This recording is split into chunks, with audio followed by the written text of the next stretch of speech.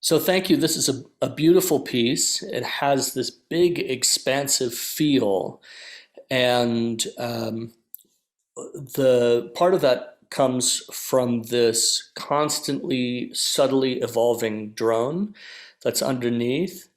But the drone, I think, also serves a really interesting feature in that it really allows our ears to hear all of the really interesting intervals that you're playing with and all of these different spaces.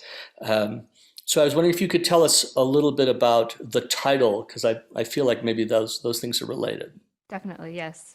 So the whole piece is based on the sitar and the sitar drone. So Javārī is actually the bridge of a sitar, and every sitar is different because of the bridge is slightly different, and it is actually curved, and that way we get this like really buzzy overtone sound that is very attributed to the sitar.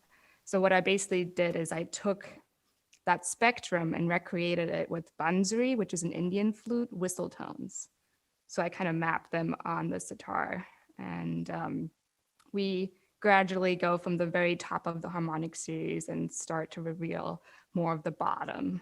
So that is how the whistle tones or the drone in this piece, that is how it evolves. And the flute part, the solo flute part, kind of reacts to those different intervals coming in.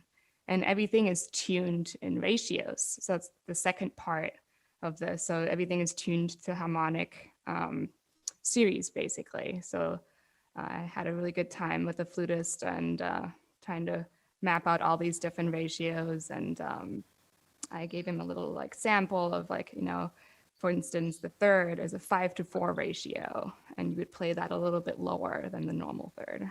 You're a flutist yourself, so obviously you're able to deal with a lot of these intricacies. Are you using alternate fingering sometimes to achieve precision, or are you using the ear to sort of correct with the lip?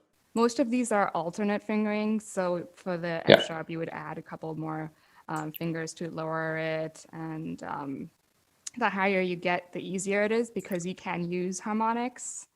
Hmm. So that is easier. But the lower end, you do have to adjust sometimes with the lips too.